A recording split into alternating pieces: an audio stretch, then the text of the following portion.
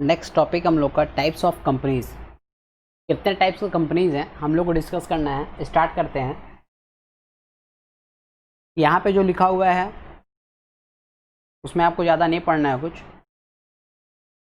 इसमें सिर्फ यही बताया गया कितने टाइप्स के कंपनीज हम लोग नीचे डिस्कस करेंगे। हम लोग जस्ट डिस्कशन में डायरेक्ट जाते हैं कितने टाइप्स के कंपनीज होते हैं। ठीक है,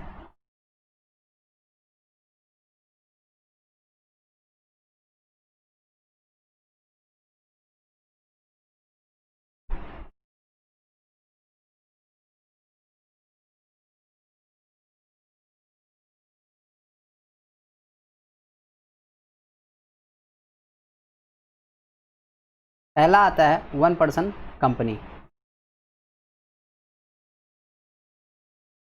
1% कंपनी के बारे में हम लोगों ने लास्ट वीडियो में थोड़ा मोड़ा पढ़ा था, हम लोग यहाँ पे थोड़ा डिटेल्स में समझेंगे 1% कंपनी एग्जैक्टली क्या होता है।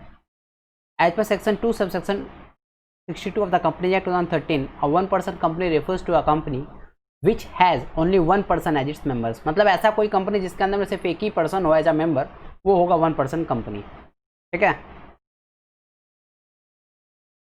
फिर आते हैं नीचे डिटेल्स में। One man has a separate entity from its members. It may appear that a company is not the real owner of the business but carry on the business as an agent of the person who holds the share of the company, like the individual who may carry on the business as an agent of other individuals. However, if the company has a legal entity, it cannot be held that the business is the property of the house, business is the property of those who hold the total shares of the company, and the company is the agent of that person. मतलब कि अगर company का अपना separate legal entity है तो ये नहीं कहा जा सकता कि बिजनेस जो है वो उनके हाथों में रहेगा। बिजनेस उन लोगों का प्रॉपर्टी है जो लोग उस कंपनी के total shares, maximum shares hold करके रखते हैं। फीचर्स क्या है 1% कंपनी का, डायरेक्ट फीचर्स में आते हैं आप लोग के लिए। काम का इसमें से अगर मैं बताऊं तो इसमें से आपका काम का सिर्फ ये 2 लाइन था स्टार्टिंग का, ये उतना कोई बहुत ज़्यादा आपके लिए मैटर नहीं करता है। आप डायरेक्ट फीचर्स में आगे पढ़ो, फीचर्स पे ध्यान देना। फीचर्स में क्या बोला गया है? A 1% company is a new introduction to the Companies Act 2013। Obvious सा बात है, कंपनी एक्ट 2013 में 1% कंपनी का कॉन्सेप्ट फर्स्ट टाइम आया। कंपनी एक्ट 1956 में 1% कंपनी का कॉन्सेप्ट ही नहीं था। Next, it is sole proprietorship the company from organisation under the act. मतलब ये अपने आप में सोल प्रोप्राइटरशिप टाइप का कंपनी रहेगा। Next, third, only Indian citizens and residents of India shall be entitled to incorporate such company. That means कि 1% company incorporate करने के लिए कौन लोग इंटाइटल्ड हैं? सिर्फ और सिर्फ residents of India and Indian citizens. Only a natural person who is an Indian citizen and resident of India shall be the nominee of the sole member of such company. That means कि 1% company का जो single member है, obvious सा बात है single member company है, वो जो सिंगल मेंबर है उसका जो नॉमिनी होगा वो भी क्या होना चाहिए? नेचुरल पर्सन होना चाहिए। और क्या होना चाहिए? वो इंडियन सिटीजन होना चाहिए। और क्या होना चाहिए? रेसिडेंट ऑफ इंडिया होना चाहिए। Next,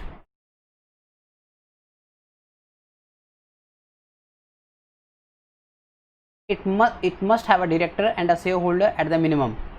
A person himself or herself cannot be the sole director. The maximum number of directors is 15। Maximum 15 director हो सकते हैं। नेक्स्ट,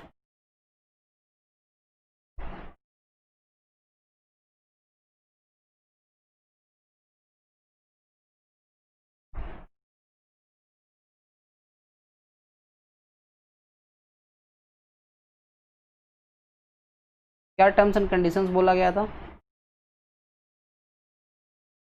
टर्म्स एंड कंडीशंस में पहला बोला गया कि a person shall not be eligible to incorporate more than 1% company और nominee of more than 1% company. मतलब कि 1% कंपनी आप एक ही टू बना सकते हो, ये नहीं कि आप 3-4 1% कंपनी बना लो और सब में आप ही मेंबर रहो।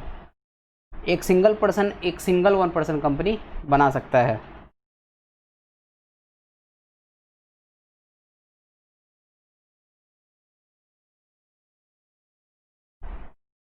Next, a minor cannot be the member or nominee of a 1% company। that means 1% company का जो मेंबर होगा वो नॉमिनी वो कोई माइनर नहीं हो सकता है। और 1% कंपनी का मान लो कोई एक मेंबर है और उसका कोई एक नॉमिनी है, वो किसी को नॉमिनी बनाता है तो नॉमिनी भी माइनर नहीं होना चाहिए और 1% कंपनी का डायरेक्ट मेंबर भी कोई माइनर नहीं होना चाहिए। तो minor not allowed. Next, it can not be converted into company not for profit as defined in section 8। मतलब कि ओपीसी को 1% कंपनी को आप अगर चाहते हो कन्वर्ट करना किस में, सेक्शन 8 कंपनी में। सेक्शन 8 कंपनी क्या होता है, नॉट फॉर प्रॉफिट कंपनी, मतलब ऐसी कंपनी जो प्रॉफिट के लिए नहीं बनाई जाती है, एक तरीके से एनजीओ टाइप। तो सेक्शन 8 कंपनी में आप अगर बदलना चाहो किसको, 1% कंपनी को, तो आप उसको कन्वर्ट नहीं कर सकते हो उसको 1% कंपनी में। Next, 1% shall not carry out non-banking financial activities including investment in body corporate। 1% company जो है वो नॉन बैंकिंग फाइनेंशियल एक्टिविटीज़ नहीं परफॉर्म कर सकता। दैट मीन्स एनबीएफसी वाला काम वो नहीं परफॉर्म कर सकता है। Next, it cannot be converted into any other form of company before the expiry of 2 years from the date of the incorporation। that means अगर कोई एक 1% कंपनी बन जाता है एक बार, ठीक है ना, तो कम से कम उसको क्या करना होगा, 2 साल तक काम करना होगा उसी फॉर्म ऑफ बिजनेस में। दैट मीन्स ओपीसी रहते हुए। दैट मीन्स कि अगर एक बार आप 1% कंपनी रजिस्टर कर लेते हो तो आपको 2 साल तक कम से कम आपको 1% कंपनी बन के ही काम करना होगा। आप कितना भी चाहो कि दूसरे फॉर्मेट ऑफ कंपनी में बदल जाएं, आप खुद को कन्वर्ट नहीं कर सकते हो। Other than enhancing the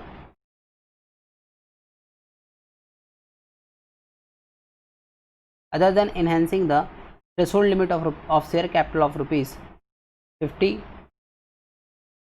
lakh and average annual turnover of rupees 2 crore. That means कि कितना का शेयर कैपिटल होना चाहिए, 50 लाख का, और एनुअल टर्नओवर कितने होना चाहिए, 2 करोड़ तक का, तब आप कन्वर्ट कर पाओगे। नेक्स्ट, प्राइवेट कंपनी का आपको कॉन्सेप्ट पता है। प्राइवेट कंपनी क्या होता है, प्राइवेट कंपनी एक ऐसा कंपनी होता है जिसमें minimum paid up share capital कितना होता है, 1 लाख का। ये कब बोला गया था, कंपनी 1956 में भी था।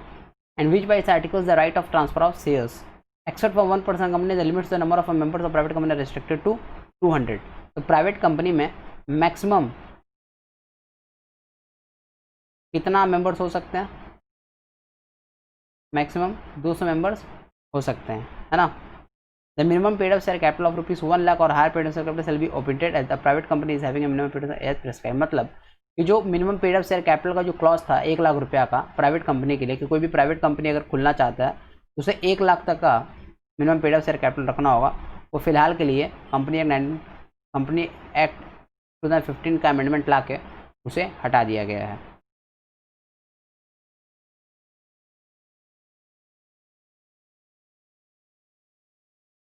प्राइवेट कंपनी के फीचर्स क्या हैं, प्राइवेट कंपनी के फीचर्स में अगर आते हैं, प्राइवेट कंपनी में क्या होता है, राइट टू ट्रांसफ़र क्या है, रिस्ट्रिक्टेड है बाय द ओवा। दैट मीन्स यहाँ पे right to transfer of shares is restricted by the articles of association. And third, except in the case of 1% company limits the number of members to 200। That means 1% company को अगर छोड़ दें, क्योंकि 1% company भी क्या होता है, प्राइवेट कंपनी होता है। 1% कंपनी को छोड़ के जितने भी प्राइवेट कंपनीज हैं उनका मैक्सिमम मेंबर्स कितने हो सकते हैं, 200 हो सकते हैं। नेक्स्ट आते हैं रिक्वायरमेंट में। मिनिमम नंबर ऑफ मेंबर्स कितने होने चाहिए, 2। मैक्सिमम कितने होने चाहिए, 200। हाँ, प्राइवेट लिमिटेड कंपनी अगर आप बनाते हो तो आपको लास्ट में private limited word must be added with the company name. That means कि अगर आपकी कंपनी का लेटर सपोज नाम है राम, तो Ram and company private limited, Shyam and company private limited. तो प्राइवेट लिमिटेड टर्म आपको अपने नाम के लास्ट में एज ए सफिक्स लास्ट में यूज करना होगा। नेक्स्ट है clarification on calculation of limit of 200 members. कि बताया गया कि 200 मेंबर्स का आप कैलकुलेशन कैसे करोगे। पहला, where 2 or more person jointly hold on 1 or more shares in a company, they shall be treated as a single person for the purpose, single member for the purpose। मतलब अगर 2 या 2 से अधिक लोग मिलके अगर एक सिंगल शेयर को होल्ड करते हैं, मतलब एक ही शेयर है कंपनी का, उसको 2 लोग खरीदते हैं मिलके, तो उन्हें क्या माना जाएगा, सिंगल पर्सन, सिंगल मेंबर माना जाएगा। दूसरा, person who are in employment in the company shall not be included in the calculation of the limit of the number of members. मतलब अगर आप सेम कंपनी में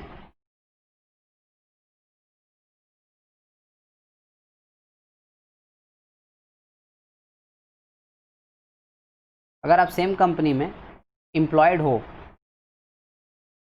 अगर आप सेम कंपनी में एम्प्लॉयड हो तो आपका नाम मेंबर्स के काउंटिंग में नहीं आएगा, आपको मेंबर नहीं माना जाएगा।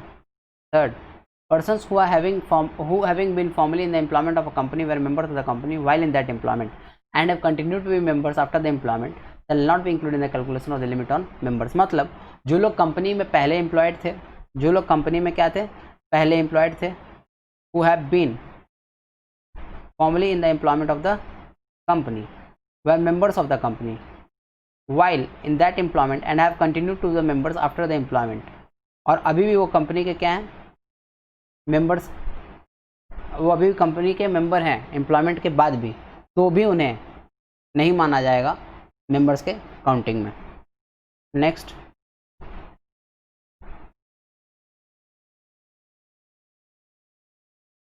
कुछ प्रिविलेजेस और एग्जेम्पशंस मिलते हैं प्राइवेट कंपनी में, मतलब प्राइवेट कंपनीज अगर आप खोलते हो आपको कुछ फ़ायदे मिलते हैं जो कि आप एंजॉय करते हो as a private company over public company. Public company के कंपैरिजन में प्राइवेट कंपनी को कुछ फ़ायदे मिलते हैं, डिस्कस करते हैं। पहला, minimum number of members against the requirement of 7 members of a public company only 2 members are required for a private company. मतलब अगर आप प्राइवेट कंपनी खोलते हो तो 2 मेंबर भी अगर आप लेके चलते हो तो आपका प्राइवेट कंपनी खुल जाएगा, आपको 7 मेंबर्स को जरूरत नहीं है। Next, prospectus not required. Private company के केस में आप शेयर्स इशू कर सकते हो, अलॉट कर सकते हो विदाउट इशूइंग प्रोस्पेक्टस, मतलब आपको प्रोस्पेक्टस इशू नहीं करना पड़ेगा क्योंकि आप क्या हो, प्राइवेट कंपनी हो। Next,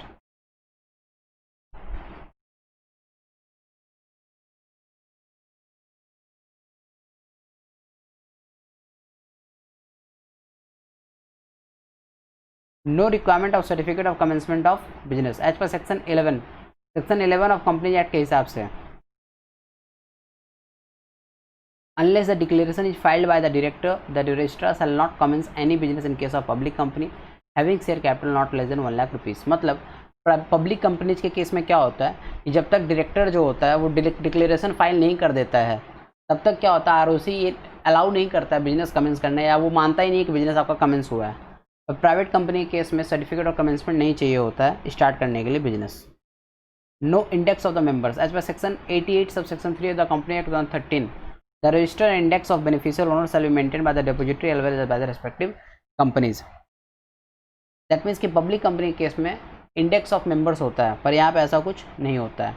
managerial remuneration as per section 197 the company 2013, a private company has no limit of managerial remuneration. That means private company के केस में मैनेजर कितना भी पैसा लेके जाए, मैनेजर को कितना भी रेम्यूनरेशन दिया जाए, उस पर कोई लिमिट नहीं होता है। But in case of public company के केस में लिमिट होता है मैनेजर के रेम्यूनरेशन पर, और वो कितना होता है 11% of the net profit. That means private company के केस में आप प्रॉफिट लॉस कितना भी करो, प्रॉफिट कितना ज़्यादा बुक कर लो या लॉस कैसा भी हो, अगर आपका प्राइवेट कंपनी है तो मैनेजर का जो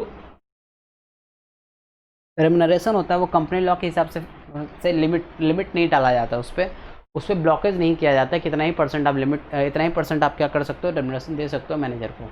पब्लिक कंपनी के केस में लिमिट होता है मैनेजरियल रेम्यूनरेशन पर कि मैनेजर को कितना रेम्यूनरेशन या सैलरी देना है, और वो मैक्सिमम होता है कितना 11% ऑफ द नेट प्रॉफिट। मतलब नेट प्रॉफिट का 11% जितना आता है उससे ज़्यादा आप मैनेजर को रेम्यूनरेशन नहीं दे सकते हो अंडर पब्लिक कंपनी, और प्राइवेट कंपनी में ऐसा कोई रोक टोक नहीं है। Next, minimum and maximum number of directors as per section 149 of the company act 2013, company 2013 के सेक्शन 149 के हिसाब से जो मिनिमम नंबर ऑफ डायरेक्टर्स होते हैं प्राइवेट कंपनी के केस में वो कितने होते हैं, 2 against 3 in case of public company and 1 in case of a 1 person company. The maximum number of directors is 15 and a company में appoint more than 15 directors after passing special resolution. मतलब कि अगर आपका प्राइवेट कंपनी है तो आपको minimum कितने number of directors रखने होंगे,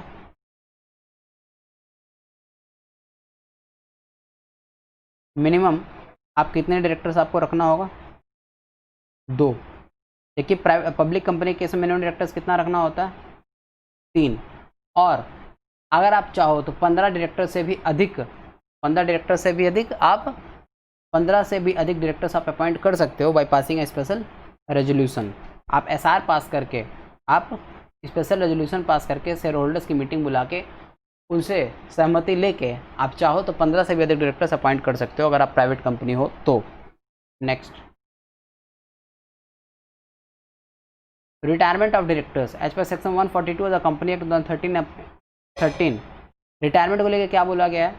सेक्शन 142 कंपनी एक्ट के 2013 के सेक्शन 152 के हिसाब से no directors are required to retire during the AGM. AGM के टाइम पे किसी भी डायरेक्टर को रिक्वायर्ड नहीं होता है कि वो रिटायर कर जाए। अगर in public company 2/3 of the directors should retire in the AGM by rotation. But public company case में क्या होता है, रोटेशन का प्रोसेस वहाँ एक होता है जिसके थ्रू डायरेक्टर्स को रिटायर किया जाता है एनुअल जनरल मीटिंग में। पर ऐसा कोई मैंडेटरी क्लॉज प्राइवेट कंपनी में नहीं है कि डायरेक्टर को रिटायर करना ही होगा एनुअल जनरल मीटिंग में। पर पब्लिक कंपनी के केस में एनुअल जनरल मीटिंग में डायरेक्टर्स को रिटायर किया ही जाता है, वहाँ पे एक रोटेशन का प्रोसेस चलता है। तो अगर आपका प्राइवेट कंपनी तो आप फायदे में हो, डायरेक्टर्स को रिटायर करना एजीएम में एनुअल जनरल मीटिंग में हर साल जरूरी नहीं है। नेक्स्ट,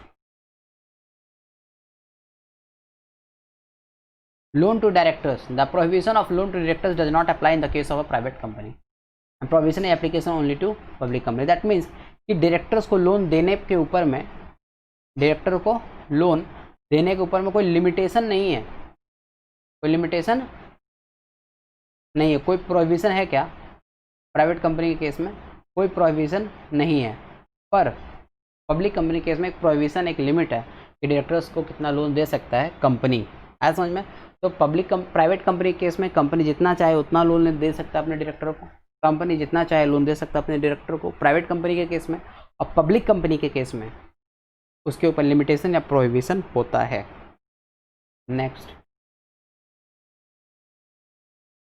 नेक्स्ट आता है आपका पब्लिक कंपनी। पब्लिक कंपनी के बारे में क्या बोला गया?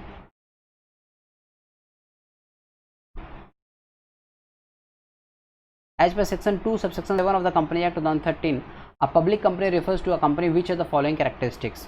मतलब अगर ये सब कैरेक्टरिस्टिक्स हैं तो उसको पब्लिक कंपनी माना जाएगा। पहला, वो प्राइवेट कंपनी नहीं है। ऑब्वियसली प्राइवेट कंपनी नहीं है तो पब्लिक कंपनी होगा।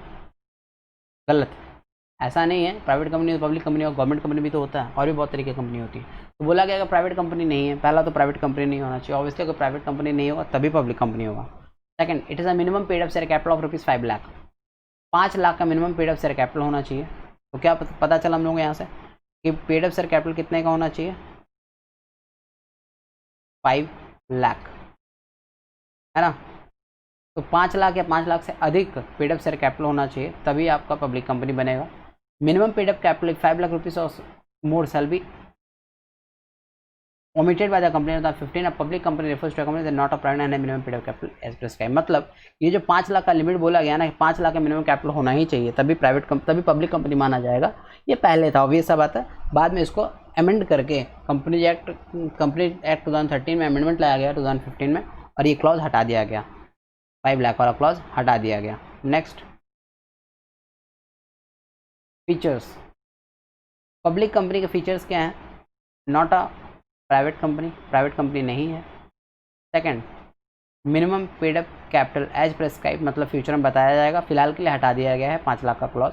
पहले जो था कि 5 लाख का मिनिमम पेड अप कैपिटल होना ही चाहिए तभी पब्लिक कंपनी माना जाएगा, वो अब हटा दिया गया है फिलहाल के लिए। Its shares are freely transferable.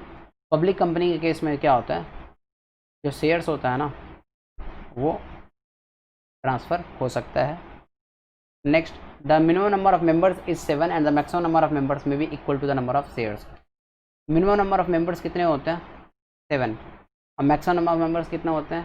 जितना शेयर्स आपके पास में उतना हो सकता है। मिनिमम कितना हो गया? 7। एंड द पब्लिक में subscribe shares debentures etcetera through the prospectus. और आपकी अगर पब्लिक कंपनी है, आपके कंपनी के शेयर्स एंड डिवेंचर्स को सब्सक्राइब जनरल पब्लिक कर सकता है। ये रहा आपका features of public company. Next,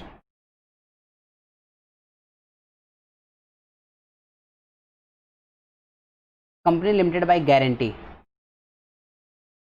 as per section 2 subsection 21 of the company act 2013, a company limited by guarantee refers to a company having the liability of its members limited by the memorandum and to such amount to contribute to the assets of the company at the time of winding up। मैं इसका मतलब बताऊं, simple सा मतलब है, जब आप guarantee देते हो अपनी कंपनी को, जब आप अपनी कंपनी को गारंटी देते हो कि कंपनी कल का डूबने लगेगा, at the time of winding up of company हम एसेट्स के लिए इतना कंट्रीब्यूट करेंगे, दैट मीन्स हम इतना रुपया कंट्रीब्यूट करेंगे। तो आप जब गारंटी देते हो, गारंटी देके आप उस कंपनी के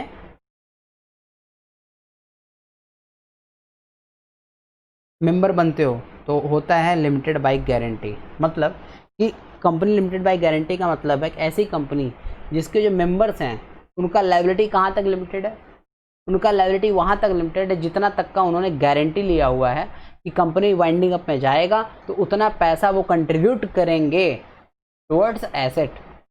फिर से मैं बोल रहा हूँ, कंपनी लिमिटेड बाय गारंटी का मतलब है ऐसी कंपनी जिसके मेंबर्स का लायबिलिटी लिमिटेड होता है। कितना तक लिमिटेड होता है? जितना तक का उन्होंने गारंटी लिया हुआ है शुरू से ही कि कल का कंपनी अगर वाइंडिंग अप में जाता है, कल का कंपनी डूबता है, तो हम इतने तक का, इतने अमाउंट तक का हम कंट्रीब्यूशन करेंगे towards the asset at the time of winding up of company. ये होता है कंपनी लिमिटेड बाय गारंटी। है समझ में? नेक्स्ट क्या बोला गया उसमें?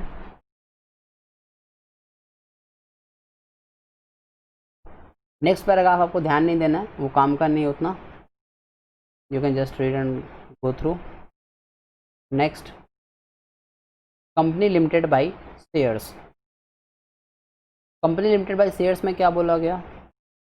As per section 2 subsection 22 of the companies act 2013, a company limited by shares means a company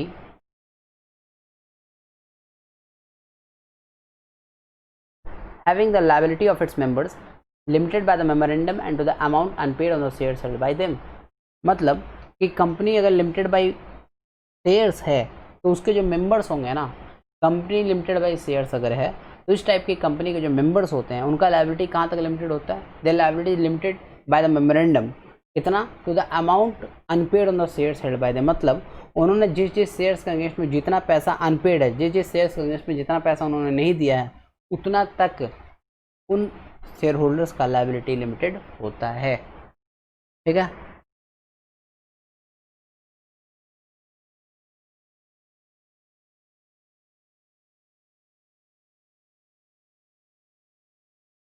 such companies have share capital. इस तरह के कंपनीज के क्या होते हैं? शेयर कैपिटल होते हैं। On the contrary, company limited by guarantee and unlimited company may or may not possess share capital. Obvious सा बात है, जो कंपनी लिमिटेड बाय गारंटीज होती हैं या जो अनलिमिटेड टाइप की कंपनी होती हैं, कई बार उनका शेयर कैपिटल नहीं होता है, और company limited by share capital अगर है तो उसका शेयर कैपिटल होगा। The company limited by shares may fall under the category of either private or public companies. Obvious सा बात है, कंपनी लिमिटेड बाय शेयर्स अगर है, कंपनी लिमिटेड बाय अगर शेयर्स है तो वो पब्लिक भी हो सकता है और वो प्राइवेट भी हो सकता है।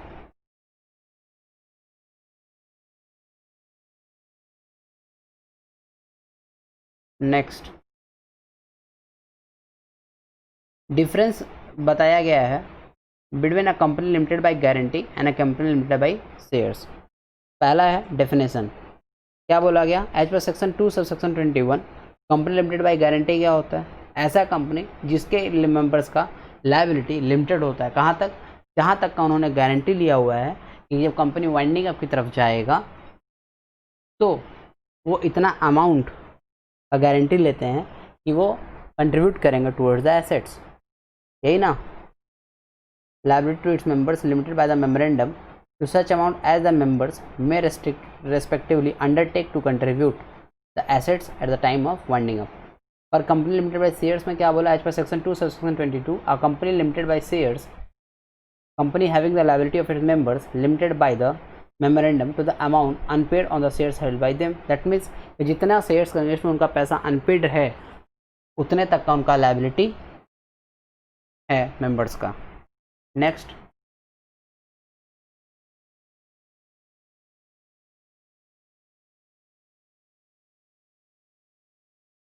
next, enforceability। The liability of the members can be enforced within the lifetime of the company or at the time of winding up of the company। Company limited by guarantee अगर है तो जो उसके members हैं उनका liability कब payment कब मांगा जा सकता है, कभी भी during the life time of the company, या कंपनी वाइंडिंग अप की तरफ जा रहा है तो मतलब जितने तक का उन्होंने गारंटी लिया हुआ है कितना पैसा हम पे करेंगे, वो पैसा उनसे कब मांगा जा सकता है, चाहे कंपनी वाइंडिंग अप की तरफ जा रहा हो तब, या फिर बीच में कभी भी। और कंपनी लिमिटेड बाय शेयर्स अगर है तो उस केस में लाइबिलिटी जो मेंबर्स का है वो कब इन्फोर्स किया जाएगा, at the time of winding of the company, जब कंपनी डूबने लगेगा कल का, तो या कंपनी वाइंडिंग अप की तरफ जाएगा तो कहा जाएगा कि आपका जो अनपेड अमाउंट है आपके शेयर्स के अगेंस्ट वो पैसा आप पे कर दो, आपका लाइबिलिटी फुलफिल करो। Next,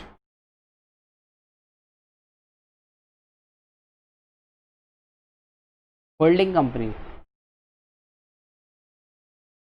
holding company section 2 subsection 46, as per section 2 subsection 46 of the Company Act 2013, a holding company of one or more other companies means a company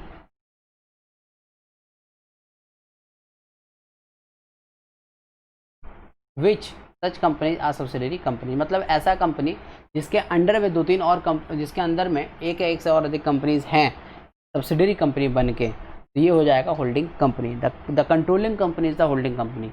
वो कंपनी जो अपनी नीचे की कंपनीज को कंट्रोल करके रखता है वो क्या हो जाता है, होल्डिंग कंपनी।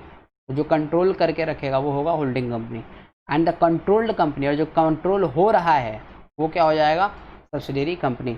मतलब हम कंट्रोल अगर कर रहे हैं अपने अंडर में एक या दो कंपनी तो हम हो गए होल्डिंग कंपनी, और मेरे नीचे के जो एक दो कंपनीज हैं जो मेरे से कंट्रोल हो रहे हैं वो हो जाएंगे सब्सिडरी कंपनी। तो कंट्रोल करने वाला होल्डिंग कंपनी, कंट्रोल्ड होने वाला सब्सिडरी कंपनी।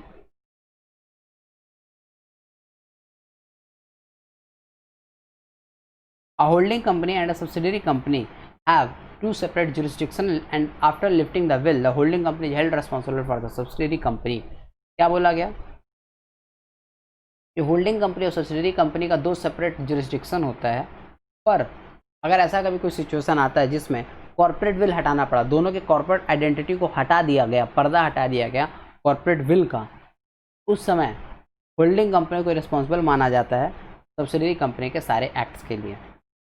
ऐसे तो देखने में दोनों अलग हैं, दोनों के जुरिस्डिक्शंस अलग हैं, पर the holding company held responsible for the subsidiary company under some situations, जब कॉर्पोरेट विल का जो पर्दा होता है, कॉर्पोरेट विल का जो कॉन्सेप्ट होता है वो डिसरिगार्ड कर दिया जाता है, इग्नोर कर दिया जाता है। तो किन किन सिचुएशंस में होल्डिंग कंपनी को सब्सिडरी कंपनी का में कुछ भी अगर हो तो होल्डिंग कंपनी को रिस्पॉन्सिबल माना जाता है, किन किन सिचुएशन में होल्डिंग कंपनी को रिस्पॉन्सिबल माना जाता है। पहला,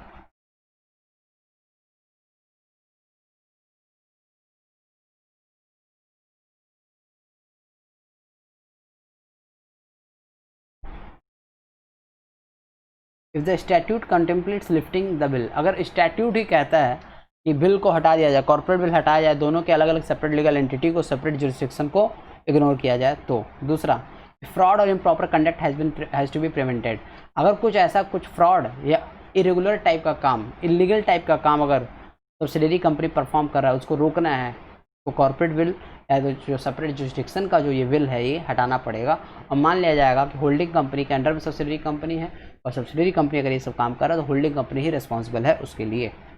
थर्ड, इफ इवेजन और avoidance of tax is made, अगर सब्सिडरी कंपनी टैक्स एविजन कर रहा है, टैक्स का पैसा बचा रहा है, टैक्स का पेमेंट नहीं कर रहा है, टैक्स से चोरी करने का काम कर रहा है, इन दैट सिचुएशन माना जाएगा होल्डिंग कंपनी ही रिस्पॉन्सिबल है सब्सिडरी कंपनी के इस एक्ट के लिए।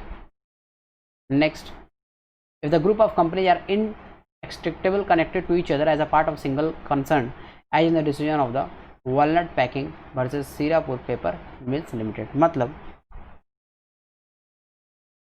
अगर मान लो बहुत सारे कंपनीज आपस में इंटरकनेक्टेड हैं और मिल के एक कंपनी है, तो भी उस सिचुएशन में अगर सब्सिडरी कंपनी कुछ कांड करती है तो होल्डिंग कंपनी को ही हेड रिस्पॉन्सिबल किया जाएगा, क्योंकि होल्डिंग कंपनी फादर कंपनी एक तरीके से पेरेंट कंपनी होता है।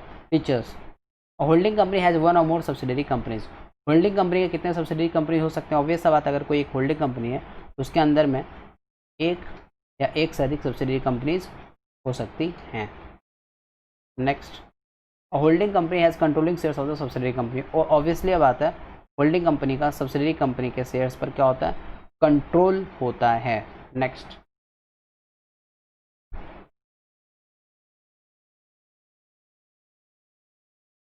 सब्सिडरी कंपनी के बारे में क्या बताया गया, under section 2 subsection 87 of the companies act 2013 a company is called a subsidiary company of another company. किसी भी कंपनी को सब्सिडरी कंपनी माना जाता है किसी दूसरी कंपनी का, कब, if it controls the composition of the board of directors. That means कि अगर कोई सब्सिडरी कंपनी एस है, एस लिमिटेड है, ठीक है, इसके जो बोर्ड ऑफ डायरेक्टर्स हैं, इसके बोर्ड ऑफ डायरेक्टर्स को कंट्रोल कौन करता है, एच लिमिटेड। तो माना जाएगा कि एच लिमिटेड का सब्सिडरी कौन हो गया, एस सब्सिडरी कौन हो गया, H limited is a subsidiary of H limited. क्यों, क्योंकि इसके बोर्ड ऑफ डायरेक्टर्स को कंट्रोल कौन कर रहा है, एच लिमिटेड। दूसरा कब माना जाएगा कि ये सब्सिडरी कंपनी है, if exercise or controls more than one half of the total share capital or other in its own or together with a subsidiary company including one corporate body। मतलब अगर S limited का जो total share capital है, total share capital है, उसका more than half total share capital जो है S limited का, उसका more than half total share capital का मोर देन हाफ पोर्शन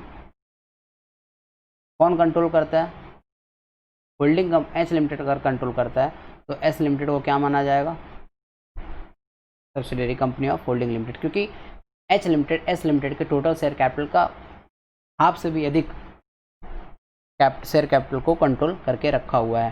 तो माना जाएगा कि S limited is a subsidiary of H limited and H limited is a holding of S limited. Provided such class of classes of holding company shall not have layers of subsidiaries beyond such members. Obvious बात है, layering रोका गया है, 3 से अधिक layers allowed नहीं है। क्योंकि कई पहले क्या होता था कि एक चेन बना दिया जाता, होल्डिंग नीचे सब्सिडियरी, फिर उसके नीचे उसका सब्सिडियरी, तो ऐसे कर करके क्या किया जाता था, चेन बना दिया जाता था। नेक्स्ट,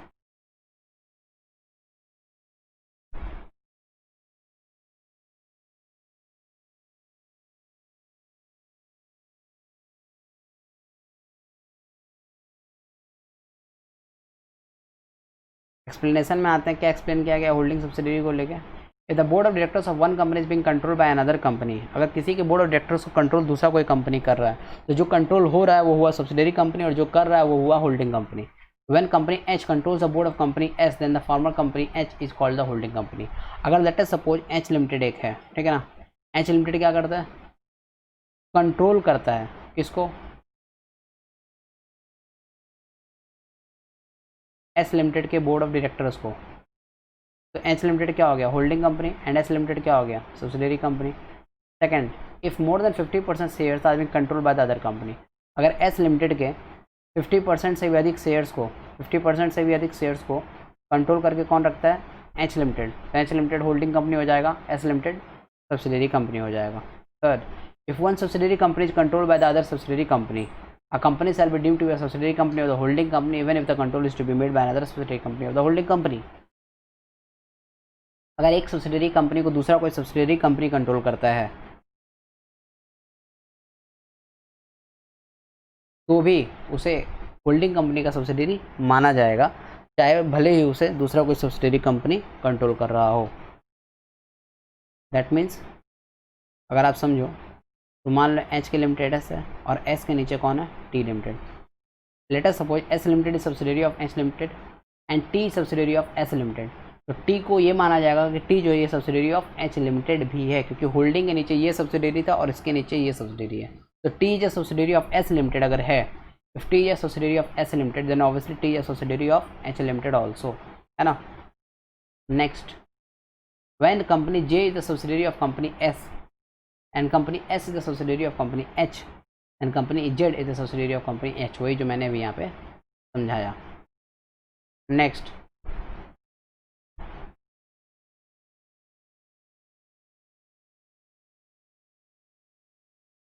आते हैं फीचर्स में। फीचर्स में क्या बोला है, जो सब्सिडियरी कंपनी है उसका जो बोर्ड ऑफ डायरेक्टर्स है उसको कौन कंट्रोल करेगा, holding company. The composition of the board of directors must be controlled by the holding company.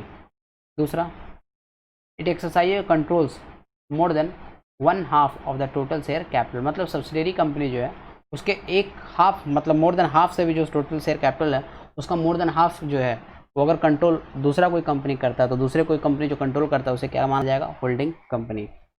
Next, government company.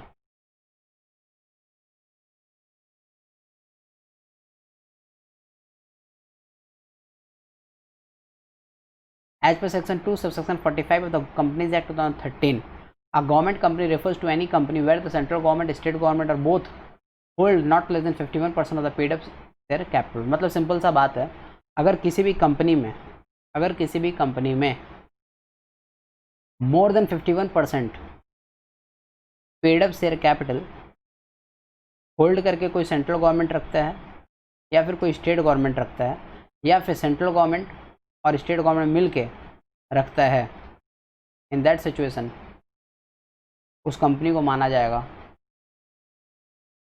Government company. For example coal India, for example Indian oil, IOCL, Indian oil corporation limited.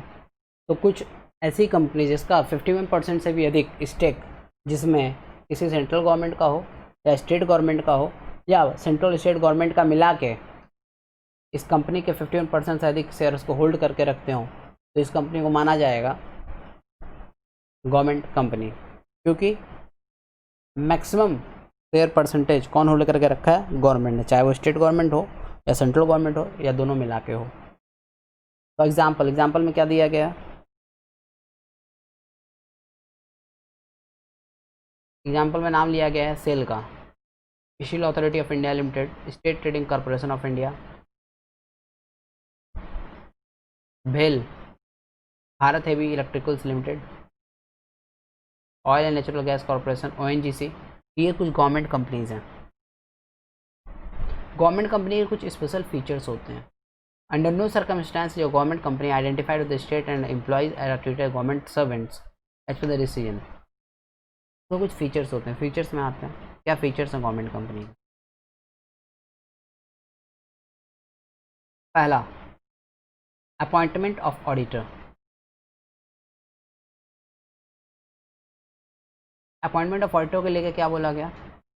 The auditor of a government company is appointed by the controller and auditor general of India. मतलब कोई भी अगर government company है ना और उसका audit कराना है तो उसका ऑडिटर अपॉइंट कौन करेगा? CAG in consultation with the CG।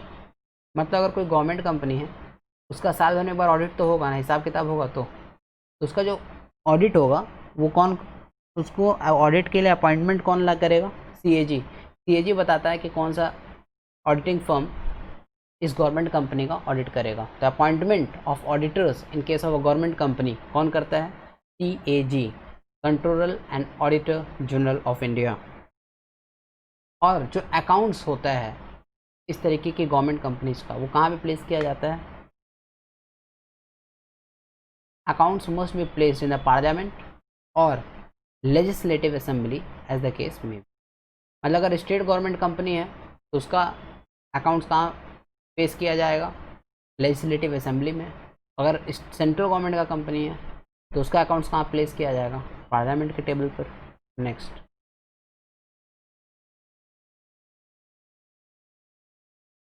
Audit report. Government company का जब ऑडिट होता है तो गवर्नमेंट कंपनी का ऑडिट करवाता कौन है? CAG ने अपॉइंटमेंट करता है ऑडिटर का कि कौन सा कंपनी आके ऑडिट करेगा। तो जो ऑडिट रिपोर्ट होता है गवर्नमेंट कंपनी का, वो कहाँ पे सबमिट किया जाता है? That is submitted to the president of India in case of central government company. Central government company अगर है तो प्रेसिडेंट ऑफ इंडिया के पास में सबमिट किया जाता है उस कंपनी का ऑडिट रिपोर्ट। तीसरा, शेयर होल्डिंग। शेयर होल्डिंग को लेकर क्या बोला गया? The share holding of the government company, government in is minimum 51%। Obvious सा बात है, गवर्नमेंट का मिनिमम शेयर कितना होता है? 51%। मेजोरिटी शेयर गवर्नमेंट का ही होता है, तभी वो गवर्नमेंट कंपनी कहलाता है। वन और more state governments, the central government is not of member of the government company. Every state government shell prepare an annual report within the specific time and submit to the respective house of both houses of the state legislature with comments अपने। Simple सा बात है, अगर state government company है ऐसी कोई company है जिसमें स्टेक किसी स्टेट गवर्नमेंट का, Bihar government, West Bengal government, Kerala government या किसी भी स्टेट गवर्नमेंट का स्टेक किसी कंपनी में है, मेजॉरिटी स्टेक अगर है 51% का, तो स्टेट गवर्नमेंट कंपनी माना जाएगा। और उस तरीके की स्टेट गवर्नमेंट कंपनी के जो अकाउंट्स होते हैं, जो ऑडिट रिपोर्ट्स होते हैं, कहाँ सबमिट किए जाएंगे? वो प्रेसिडेंट के पास सबमिट नहीं होगा, वो गवर्नर के पास में सबमिट किया जाता है साइन करने के लिए बाद में, और उससे पहले वो लेजिस्लेटिव असेंबली में रखा जाता है, स्टेट लेजिस्लेचर के पास में। Next, not a department of the state, the government company not to be considered a department of the state as per the decision। State department नहीं माना जाता है किसी गवर्नमेंट कंपनी को। Next, non government company. In this case a company totally own and control by private individuals. Non government company मतलब जो government company नहीं है या जिसको प्राइवेट इंडिविजुअल्स कंट्रोल करके रखते हैं। Company is totally own and control by private individuals, तो वो हो जाएगा non government company. Non government company में गवर्नमेंट का कोई शेयर नहीं रहता है। A company is totally own and control by private individuals, तो गवर्नमेंट नॉन गवर्नमेंट कंपनी होगा, उसमें गवर्नमेंट का कोई स्टेक नहीं होगा। Next, associate company. As per section 2 subsection 6 of the Company Act 2013, an associate company refers to a company in which the other company has a significant influence but which is not a subsidiary company of the company having such an influence and includes joint venture company। Associate company कौन सा company होता है?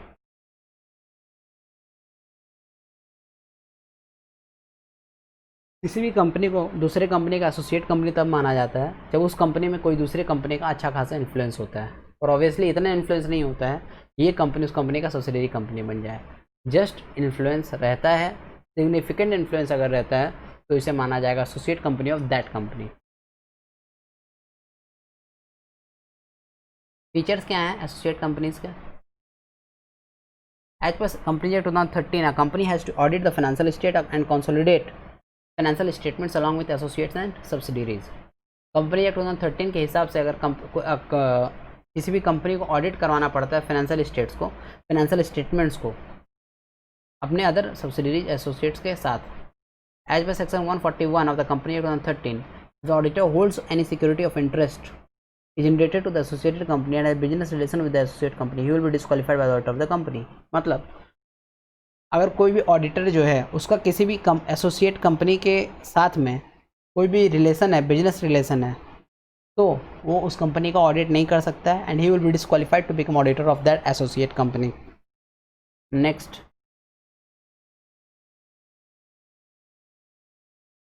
As per section 141 of the company act 2013, section 141 के हिसाब से the auditor can not be associated with any non audit services. That means कि auditor को किसी भी नॉन ऑडिट सर्विस में आप नहीं इंगेज कर सकते हो। ऑडिट करने गया है, ऑडिट ही करेगा। Next, small company.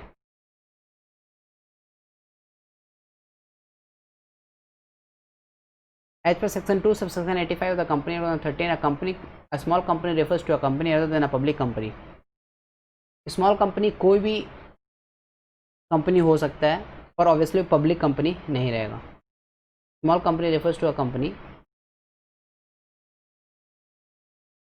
Other than a public company.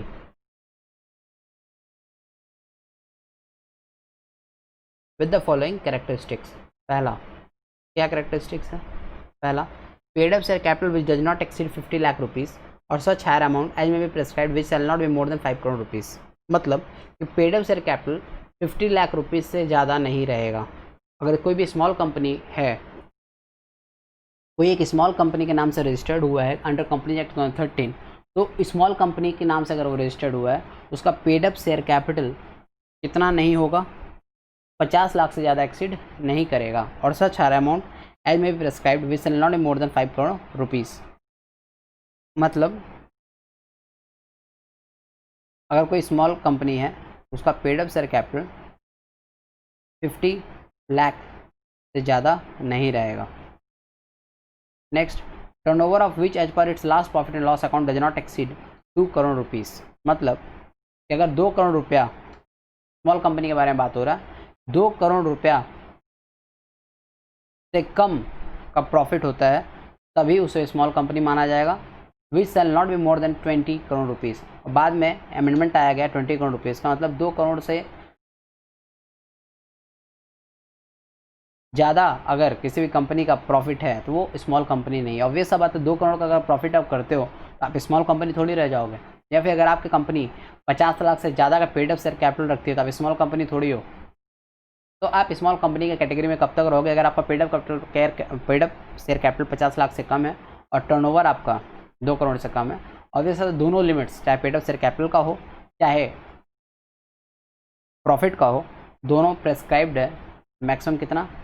Paid up share capital maximum 5 crore rupees और profit maximum 20 crore rupees. Next क्या बोला गया? Provided that nothing in this sell clause apply to the following. Holding company और subsidiary company, मतलब small company का ये जो definition था, ये कॉन्सेप्ट, ये डेफिनेशन, ये points holding company subsidiary company के ऊपर एप्लीकेबल नहीं रहेगा, सेक्शन 8 कंपनी के ऊपर एप्लीकेबल नहीं रहेगा और बॉडी कॉर्पोरेट के ऊपर एप्लीकेबल नहीं रहेगा। Next, features. फीचर्स क्या है स्मॉल कंपनी के?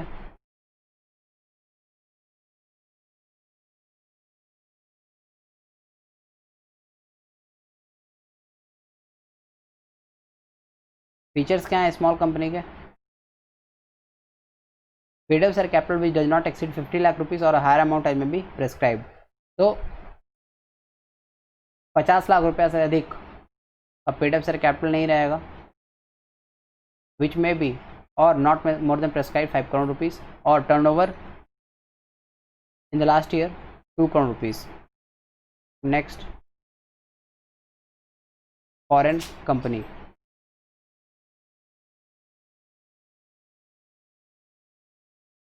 फॉरेन कंपनी का क्या है डेफिनेशन है? As per section 2 subsection 42 of the company act 2013, आपका foreign company refers to any company or body corporate incorporated outside India. That means कि ऐसा कोई कंपनी जो कि इनकॉर्पोरेटेड आउटसाइड इंडिया है, बाहर, इंडिया के बाहर इनकॉर्पोरेट हुआ है, तो वो फॉरेन कंपनी के डेफिनेशन में आएगा। It has a place of business in India on और थ्रू एन एजेंट फिजिकली और थ्रू इलेक्ट्रॉनिक मोड। और वो बिजनेस इंडिया में भी कंडक्ट करता है अपने एजेंट के थ्रू या फिर इलेक्ट्रॉनिक मोड में, वो फॉरेन कंपनी के डेफिनेशन में आएगा।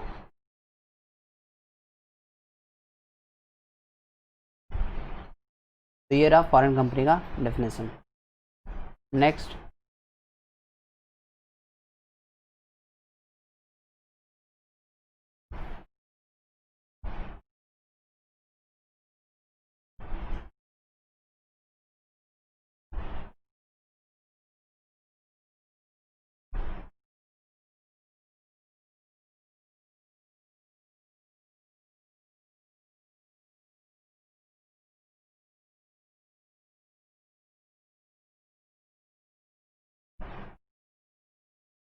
नेक्स्ट बोला गया है कि फॉरेन कंपनी को आरओसी के पास में कौन कौन से डॉक्यूमेंट्स फाइल करने होंगे। तो स्टार्ट करते हैं।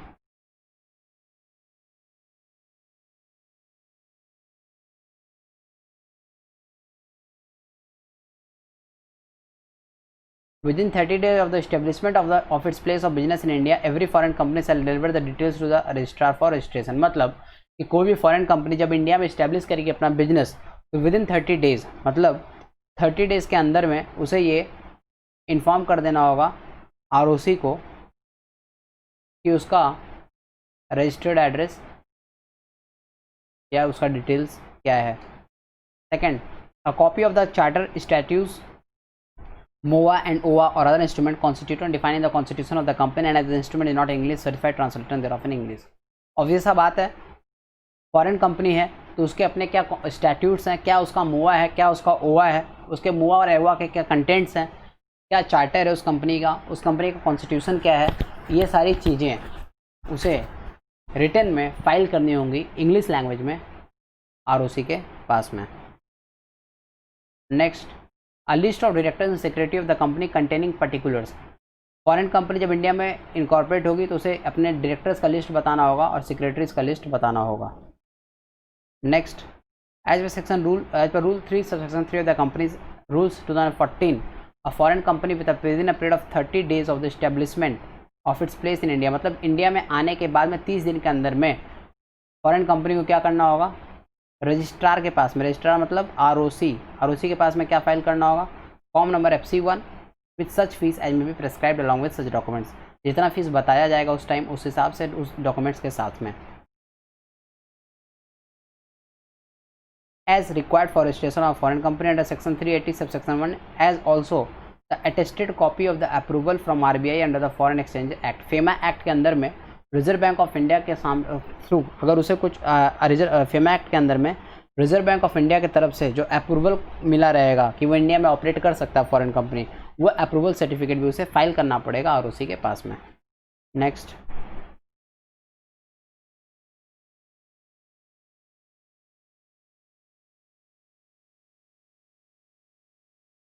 accounts of the foreign company. According to section 381 subsection 1, every foreign company shall in every calendar year make out a balance sheet and a profit and loss account in first form and contain such particulars as necessary of the documents delivered to the registrar। Her foreign company को हर calendar year में, मतलब calendar year समझते हो आप, 1 Jan to 31 December, मतलब हर calendar year में हर foreign company को क्या करना होगा, अपना बैलेंस शीट और PL जमा करना होगा ROC के पास में। Second, as per section 381 subsection 2, if such documents as mentioned in 38 subsection 1 are not prepared English there should be an annex to certified translation, मतलब हर फॉरेन कंपनी को इंग्लिश के लैंग्वेज में ट्रांसलेट करके अपने कंपनी का बैलेंस शीट और profit and loss account हर साल सबमिट करना होगा ROC के पास में। And according to section 381 subsection 3, every foreign company shall send to the registrar of the documents every required by section 381 subsection, वही बात घुमा के डॉक्यूमेंट सबमिट करना होगा। Next, listed company as per section 2 subsection 52 of the company act 2013,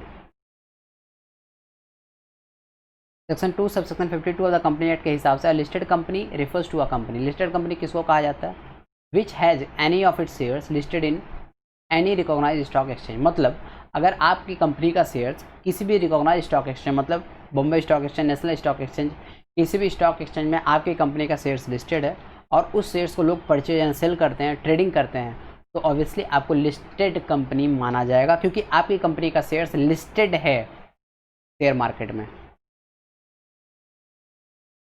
the listing will be made as per the SEBI regulation and amendments.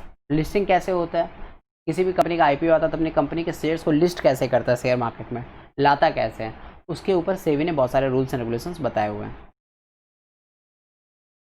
Example किसका है, कौन सी company के शेयर्स लिस्टेड है, टिस्को, इन्फोसिस, रिलायंस, टाटा,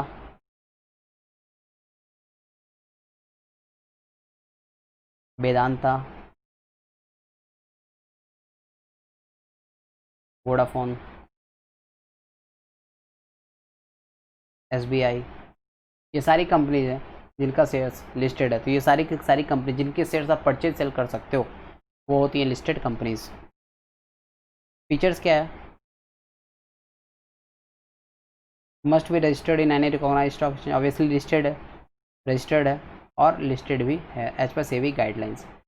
सेबी के कुछ गाइडलाइंस हैं security exchange board of India के, उन गाइडलाइंस के हिसाब से लिस्टेड है और ट्रेडिंग होते हैं इन कंपनीज के शेयर्स में, तो ये लिस्टेड कंपनीज हैं। Next,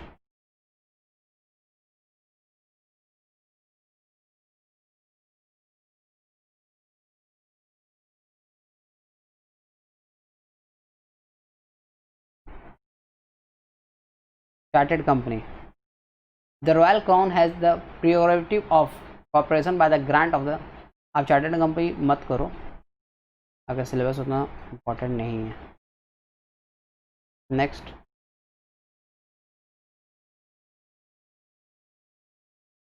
unlimited company, unlimited company क्या होता है, as per section 2 subsection 92 of the companies act 2013, unlimited company किसको रेफर किया जाता है, to a company that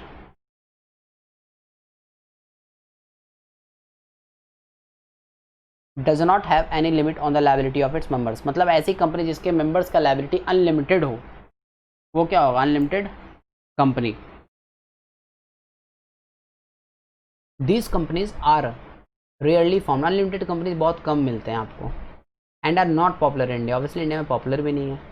and unlimited company must not add limited at the end of the company, क्योंकि आप unlimited हो तो आप अपनी कंपनी के लास्ट में नाम के लिमिटेड नहीं लिख सकते हो, वो तो नॉर्मल सा बात है। और अनलिमिटेड कंपनी कैसा कंपनी होता है? जिस कंपनी के जो मेंबर्स होते हैं उनका लायबिलिटी अनलिमिटेड होता है, मतलब कल का अगर कुछ होता है, कंपनी डूबता है, तो उनका लायबिलिटी अनलिमिटेड हो जाएगा। अनलिमिटेड कंपनीज जो होती हैं उनका कोई शेयर कैपिटल होता है क्या? नहीं। Not possess any share capital, बस must file articles of association, memorandum of association. Unlimited company कैसा होता है? पब्लिक हो सकता है या प्राइवेट, दोनों हो सकता है, मे बी अ प्राइवेट और अ पब्लिक कंपनी, कुछ भी हो सकता है। It has no share capital, तो कोई शेयर कैपिटल नहीं होता है। तो अनलिमिटेड कंपनी का कोई शेयर कैपिटल होता है क्या? तो unlimited company has no share capital but must file the AOA and MOA. Next features क्या बोला गया है? There is no limit on the liability of its members, and दूसरा the members of the unlimited liability may be required to pay losses from the personal property. That means कि क्योंकि liability members का उसके unlimited होता है, तो कल का कंपनी डूबने लगे, कंपनी लॉस में चला जाए, क्योंकि अनलिमिटेड लायबिलिटी है, लायबिलिटी का कोई लिमिट नहीं है उनके मेंबर्स का, तो कल का उनका पर्सनल प्रॉपर्टी भी सेल करके पे किया जा सकता है क्रेडिटर्स को।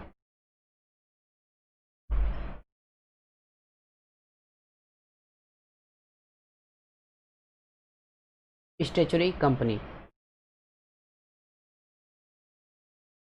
statutory company is one which has been formed by the special act of the parliament by state legislation. That means कि कोई भी कंपनी जिसको स्पेशल एक्ट के अंदर में बनाया जाता है, चाहे पार्लियामेंट के थ्रू या स्टेट लेजिस्लेशन के थ्रू, वो होता है statutory company. Examples include the reserve bank of India, LIC and unit trust of India. जैसे LIC जो है life insurance corporation of India, वो LIC एक्ट के अंदर बना हुआ है। रिजर्व बैंक ऑफ इंडिया बना है, RBI एक्ट के अंदर में अलग से बना हुआ है। SBI state bank of India अलग से SBI एक्ट के अंदर में बना हुआ है। तो ये अलग अलग लेजिस्लेशंस के अंदर बने हुए हैं directly by an act of parliament. इस तरीके की जो कंपनीज होती हैं इनका कोई मुआ एंड ओवा नहीं होता है, तो डू नॉट हैव एनी मुआ और ओवा। मतलब जो स्टैच्यूटरी कंपनीज होती हैं इनका memorandum of association and articles of association नहीं होता है।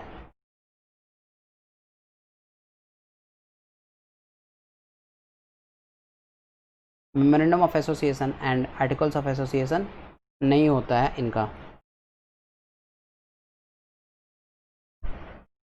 दैट मीन्स कि अगर आपको कोई चेंज लाना रहेगा तो आप क्या करोगे?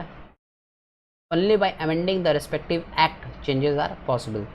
द एनुअल रिपोर्ट्स, जो एनुअल रिपोर्ट्स होता है स्टैच्यूटरी कंपनीज का, वो कहाँ पे टेबल किया जाता है? These are tabled in the parliament or legislative assembly as the case में भी। मतलब अगर स्टेट गवर्नमेंट, अगर वो स्टेट लेजिस्लेचर के थ्रू लाया गया है, कंपनी बनाया गया है, तो ऑब्वियसली स्टेट असेंबली में। अगर सेंट्रल गवर्नमेंट के पार्लियामेंट के एक्ट के थ्रू लाया गया था तो ऑब्वियस सा बात है पार्लियामेंट में उस कंपनी का एनुअल रिपोर्ट रखा जाएगा हर साल।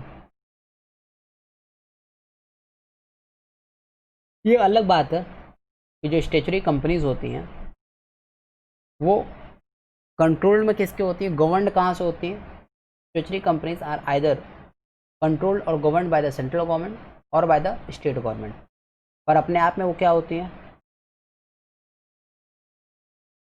सेपरेट एंटिटी होती हैं। Companies act is applicable to statutory corporation, companies act जो है वो एप्लीकेबल है स्टैच्यूटरी कॉर्पोरेशन के ऊपर में, except that the provisions are inconsistent with the provisions of the act creating it. मतलब जहाँ पे जैसे SBI एक्ट के अंदर में state bank of India act के अंदर बना है, तो ऑब्वियसली उसके ऊपर में पहले state bank of India act के जो रूल्स एप्लीकेबल होंगे। जहाँ पे state bank of India act के कुछ रूल्स नहीं है, वहाँ पे उसको गाइड कौन करेगा? Companies act. Audit statutory companies को ऑडिट कौन करता है? क्योंकि सेंट्रल गवर्नमेंट के अंदर आता है, तो कौन करेगा ऑडिट? CAG। तो गवर्नमेंट कंपनीज और स्टेचुटरी कंपनीज का ऑडिट कौन करता है? CAG। है समझ में? तो the audit of statutory companies is created by the controller and auditor general of India. तो गवर्नमेंट कंपनी के केस में आपने देखा था कि वहाँ पे CAG का रोल था ऑडिट में, और स्टेचुटरी कंपनीज के केस में भी ऑडिट में रोल किसका है? CAG का।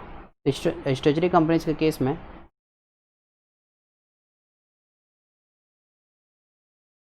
ऑडिट किसके थ्रू कैरी किया जाएगा? CAG के थ्रू। नेक्स्ट,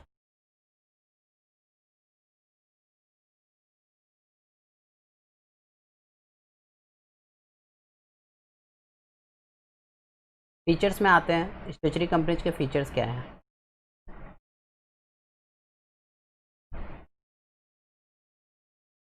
पहला, statutory companies are created by special act of parliament or legislature. Second, statutory companies are govern by their respective acts. और तीसरा, मतलब स्टेचुटरी कंपनी जो होती हैं उनको गवर्न कंट्रोल कौन करता है? उनके एक्ट्स। SBI को कंट्रोल कौन करेगा? SBI act. Reserve bank of India को गवर्न या कंट्रोल कौन करेगा? Reserve bank of India act. LIC को कौन गवर्न या कंट्रोल करेगा? LIC act. And there is no need for MOA. Obvious सा बात आपको पता है कि स्टेचुटरी कंपनीज के केस में मोवा और ओवा नहीं होता है, ज़रूरत ही नहीं होता है इसका।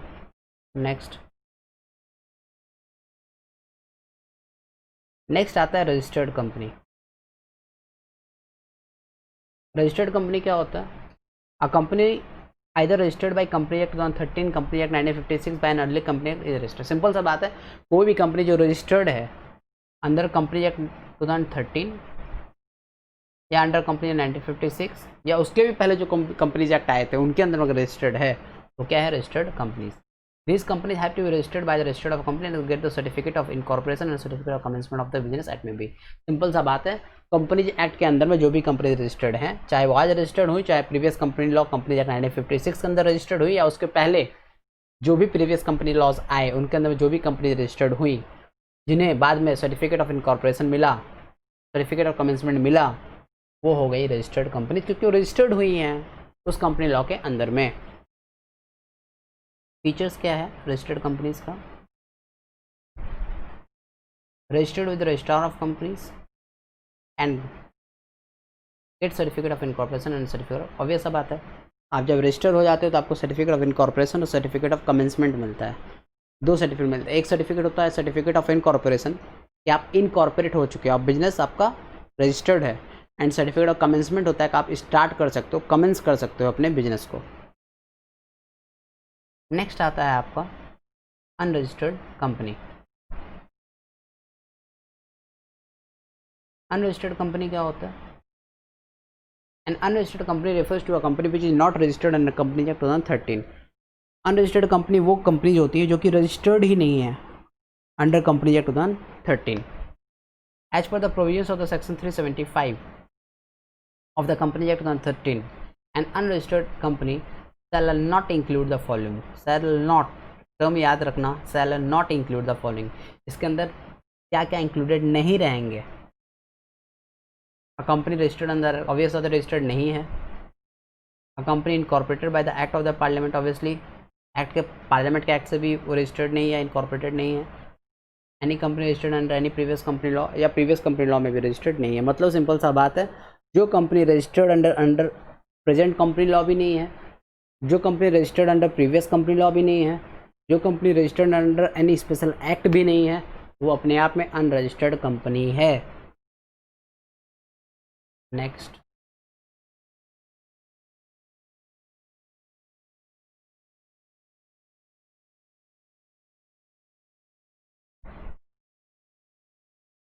नेक्स्ट आता है आपका चैरिटेबल कंपनी या नॉन प्रॉफिट सीकिंग कंपनी।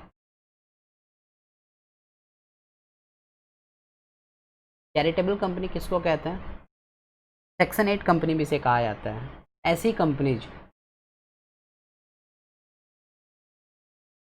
जिनका ऑब्जेक्ट बिजनेस करना नहीं होता, जिनका ऑब्जेक्ट प्रॉफिट अर्न करना नहीं होता है, जो चैरिटेबल पर्पस के लिए बनाए जाते हैं, जैसे एक तरीके से वो होते हैं आपके चैरिटेबल कंपनीज या नॉन प्रॉफिट सेकिंग कंपनीज।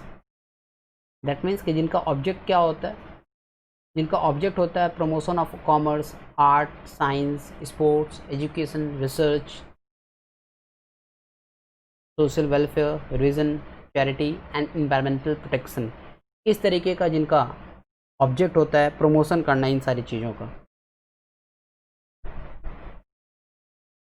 जिनका इंटेंशन होता है कि अगर वो थोड़ा प्रॉफिट अर्न कर भी लेते हैं तो वो प्रॉफिट वापस से कहाँ लगाएंगे, इन्हीं चीज़ों को प्रमोट करने में, arts, science, education, research, simple बात है चैरिटी पर्पज़ में। जिनका इंटेंशन होता है to provide the payment of any dividends to its members, मतलब जो लोग डिविडेंड अनाउंस नहीं करते हैं अपने मेंबर्स के लिए, वो होते हैं आपके charitable non for profit companies या non profit making company. Features क्या होते हैं, ये प्रॉफिट मेकिंग में इन्वॉल्व नहीं होते हैं और अपने मेंबर्स को डिविडेंड अनाउंस नहीं करते हैं। आप लोगों को एक चीज़ मैंने ओपीसी पढ़ाते हुए बताया था कि 1% कंपनी को हम लोग सेक्शन 8 कंपनी में कन्वर्ट नहीं कर सकते हैं। वो इम्पोर्टेंट पॉइंट था कि आप 1% कंपनी को आप कन्वर्ट नहीं कर सकते हो, किसमें, सेक्शन 8 कंपनी में। सेक्शन 8 कंपनी किसे कहा जाता है, इसी को कहा जाता है, दैट मीन्स चैरिटेबल कंपनी को। नेक्स्ट टॉपिक हम लोग कवर अप करेंगे कमिंग वीडियोज़ में।